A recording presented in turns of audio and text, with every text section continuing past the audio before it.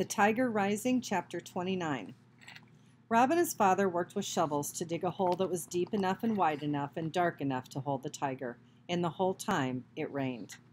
"We got to say some words over him," said Willie Mae, when the hole was done and the tiger was in it. "Can't cover up nothing without saying some words." "I'll say the poem," said Sistine.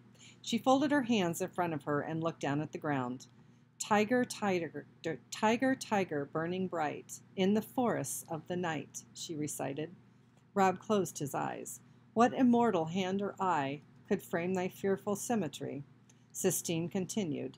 "In what distant deeps or skies burnt the fire of thine eyes? On what wings dare he aspire?" To Rob, the words sounded like music, but better. His eyes filled up with tears again, and he worried that now that he had started crying, he might never stop. "That's all I remember," Sistine said after a minute. "There's more to it, but I can't remember it all. You say something now, Rob," she said.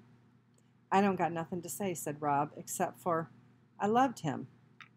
"Well," said Willie Mae, "what I got to say is I ain't had good experiences with animals in cages." She reached into her dress pocket and took out the wooden bird and bent down and laid it on top of the tiger.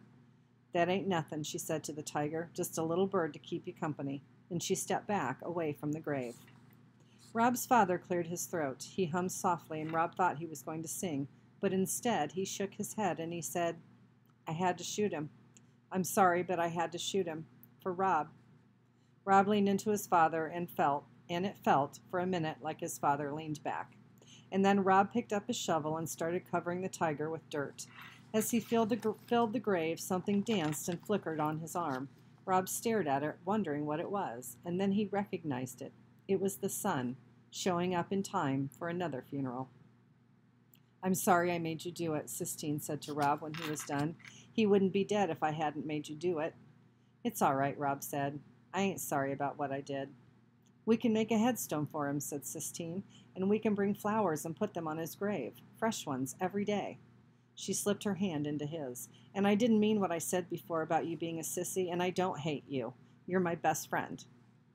The whole way back to the Kentucky Star, Rob held on to Sistine's hand. He marveled at what a small hand it was, and how much comfort there was in holding on to it. And he marveled, too, at how different he felt inside, how much lighter, as if he had set something heavy down and walked away from it without bothering to look back.